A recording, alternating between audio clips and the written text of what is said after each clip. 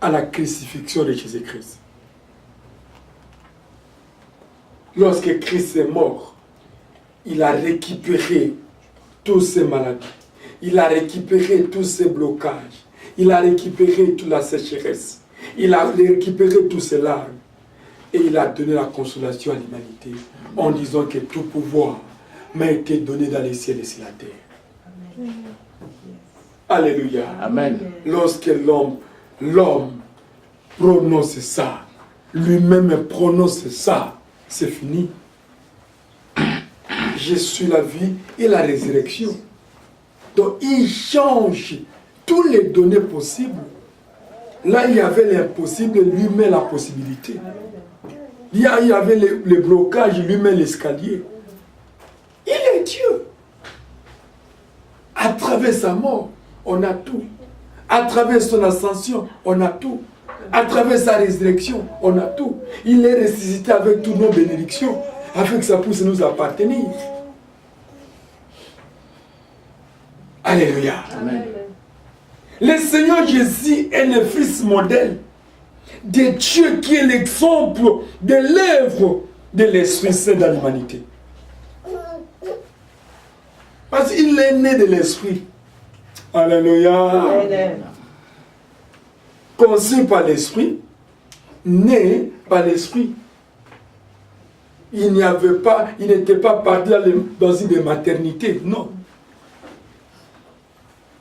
Marie a reçu une grâce d'avoir une conception spirituelle. Ne vous estimez pas. La ménopause ne peut pas arrêter la puissance de Dieu pour nous donner la fécondité. Alléluia. Amen. Je connais d'autres filles, d'autres mamans, sœurs qui ont mis au monde après leur état de stérilité. Après leur état de stérilité, ils ont mis au monde. Ils sont nombreux. Ça, c'est la mathématique des médecins. Mais il y a la mathématique d'un véritable médecin, la Bible, qui change les trompes anciens en trompes nouveaux. Alléluia. Il est Dieu. Il est Dieu. Il ne fait pas selon ce que voient les hommes. Il fait selon lui qu'on voit Dieu. Et lorsque Dieu voit des choses, il voit toutes choses nouvelles. Vous y croyez? On m'appelle souvent l'homme de 25 ans. Oh. Je suis parti chez les médecins pour faire des examens généraux. Les médecins me disent, mais vous avez 25 ans. Je dis, quoi? Je n'ai pas 25 ans, médecin. Non! Vous avez là des 25 ans. Qu'est-ce que vous voulez me tromper? Je dis, permettez, docteur, avec tout le respect. Je n'ai pas cet âge-là. Mais les médecins avaient les silos, déposent les silos dans la table. Il me dit, ou bien vous me montez, ou bien quoi? Et ton médecin, je vous estime là de 25 ans. Alléluia. J'ai dit non, ne me condamnez pas d'abord, sans avoir m'écouté. Et lorsque j'ai pris mon identité, je l'ai donné à lui. Ce n'est pas croyable. Tu as une figure des petits enfants de 25 ans. Parfois, tu n'as pas fraudé à cet âge. Il dit non. Pourquoi? C'est Jésus-Christ qui l'a génie. Alléluia. Ça, c'est l'huile d'onction qui descend. Amen. Lorsque l'huile d'onction est là, Dieu te rajeunit. Amen. Et maman, notre sœur maman était venue l'autre fois. Madame la connaît. Lorsque nous sommes vus avec lui en descendant de l'ascenseur, ah, pasteur, l'homme de 25 ans. Où j'ai comparé le langage du médecin à l'hôpital avec son langage. J'ai dit, ah, alors ça c'est la prophétie. J'ai dit à maman, on commençait à rire. J'ai fait des courses, je l'ai trouvé à la maison. Ah, l'homme de 25 est rentré. Ah, j'ai manqué même les mots à dire. Alléluia. Amen. L'arrosoir de Dieu. Amen. Lorsque cet arrosoir descend dans votre vie, tous les parties du corps changent. C'est métamorphose en nouveau. Ça devient fraîche. Prends l'exemple à ceux qui ne craignent pas Dieu. Mettez-les à côté de ceux qui craignent Dieu. Vous allez les voir comme des vieux de 120 ans. Parce que la crainte de l'Éternel attire la vieillesse. Manque de la crainte de l'Éternel attire la vieillesse. Mais la crainte de l'Éternel rajeunit la personne. Amen. Et c'est pourquoi la Bible avait raison de dire les moins âgés seront à l'âge de 120 ans. Lorsque tu as 120 ans, tu es encore trop jeune. Mais ceux qui ne craignent pas Dieu à l'âge de 120 ans, il est devenu vieux. Il s'approche vers la mort. Et j'ai toujours dit à mes enfants spirituels à la foi, même à l'âge de 150 ans, je serai toujours comme ça. Amen. Ah papa, je dis mais oui, parce que l'onction coule. Voilà. Lorsque l'eau coule, là où l'eau coule, il n'y a pas la sérénité, la sécheresse, il y a la fraîcheur. Et les herbes sont toujours là. Amen, maman. Et trop vert. Alléluia. Amen, amen. Amen. Lisons. Les croyants étant un fils de Dieu et membres de l'Église devraient suivre ses pas. Quels sont ces pas? Les pas de Jésus-Christ. Éphésiens 5:1. Soyons les imitateurs de Dieu. On ne dit pas soyons les imitateurs des hommes, mais les imitateurs de Dieu. On ne dit pas ne soyons pas les imitateurs de la nature. Ne soyez pas les imitateurs du monde. Ne soyez pas les imitateurs des femmes seules. Mais soyons les imitateurs de Dieu comme des enfants bien-aimés. Lorsque Christ parle les bien-aimés, ça dit, il parle aux gens qu'il a ouvert son cœur. Il parle à ses amis propres. Bien-aimés. À l'exemple de Christ. Christ est notre référence. Lorsque votre façon de parler ne correspond pas à celle de Christ, passez à la repentance. Votre façon d'agir, de se comporter, ne s'égale pas à Christ. Fléchis les genoux, commencez à pleurer. Le Seigneur transforme-nous. 1 Pierre 2:11.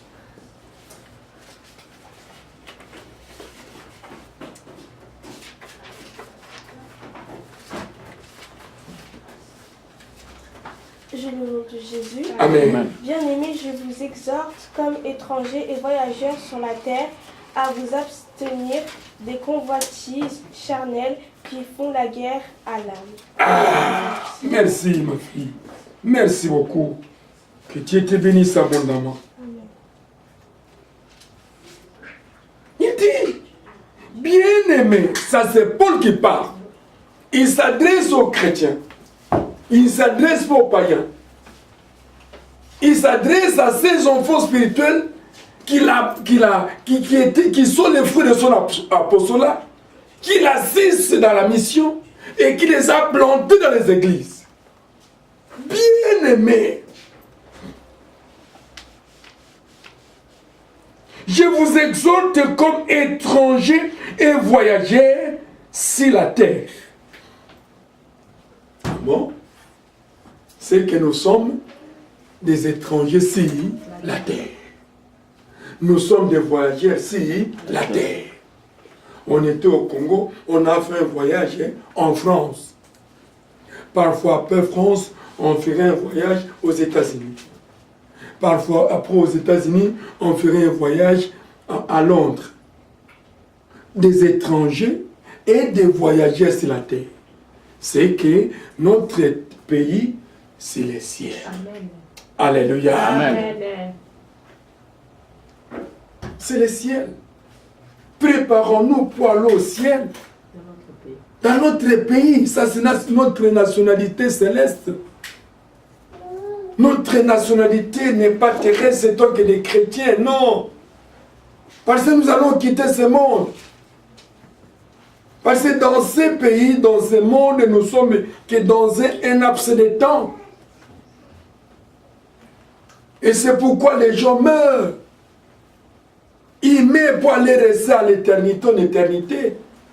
Dans les biens ou dans les mal, selon la conduite de chacun si c'était des hommes. Et vous et moi, nous attendons. Lorsque nous allons terminer notre voyage sur la terre, nous rentrons auprès de notre Père. Amen. Là, il n'y a pas la mort. Amen. Il n'y a pas de délestage. Il n'y a pas de caf. Il n'y a pas de femme seule. Alléluia. Amen. Il n'y a que la joie et la joie. Et chaque 12 heures, on monte sur le trône de Dieu pour manger l'Eucharistie. Cette Eucharistie-là, donnez-la.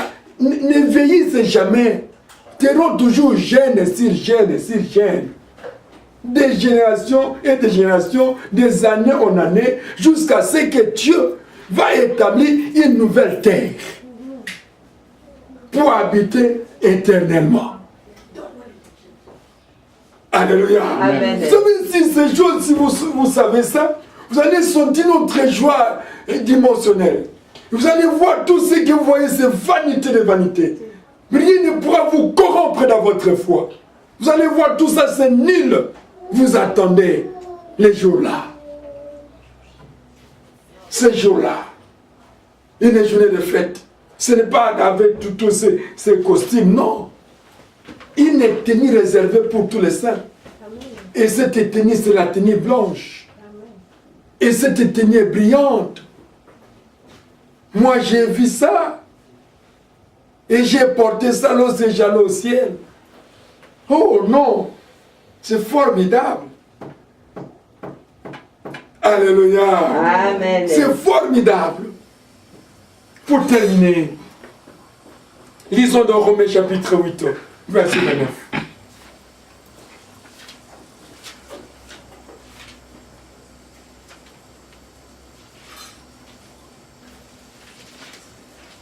Je le nom de Jésus. Amen. Car ce qu'il a connu d'avance, il les a aussi prédestinés à être semblables à l'image de son Fils, afin que son Fils, le premier-né entre plusieurs frères. Amen. Car ce qu'il a connu d'avance, il les a aussi prédestinés. Nous voyons le mot prédestiné, le verbe. La prédestination, on verra ça un jour. Mais j'explique un peu le contexte et les textes. Dieu nous a prédestinés avant la fondation du monde qu'on soit des chrétiens. Alléluia. Et si vous ne voyez pas, ça c'est tout un miracle. Lorsqu'on était au Congo avec ma fille, au service de l'Éternel, je ne savais pas qu'un jour je vais me voir avec Papa Georges. Je ne savais pas qu'un jour on pouvait être ensemble avec Maman Marie-Thérèse. Je ne savais pas. Lorsque je faisais les humanités, à l'école primaire, je ne savais pas qu'un jour je serais en France. La prédestination de Dieu. Mais dans mon cœur, j'ai senti au moins la révolte d'aller évangéliser lorsque je me suis converti. Parce que la Bible nous dit, allez partout dans le monde, faites de toutes les nations mes disciples. Partout dans le monde. C'est-à-dire quoi? Il faut que je puisse aussi quitter l'RDC, d'aller évangéliser dans un autre pays. Et c'était ça ma foi. Et lorsque j'ai prié Dieu, le Seigneur m'a parlé. Il a dit, vous êtes mon serviteur que j'ai élevé. Et vous allez parcourir le monde pour proclamer l'évangile. Alléluia. J'étais à Brazzaville pour annoncer l'évangile. On était à la conférence en Côte d'Ivoire. de Yamoussoukro. Et aujourd'hui, on se retrouve en France. La parole de Dieu s'accomplisse. Dieu nous a prédestinés, vous et moi, qu'on se connaisse parce que nous sommes dans le corps de Christ. Et qu'on se prépare pour la rencontre de l'époux. Car il vient bientôt. Que le Seigneur bénisse. Amen.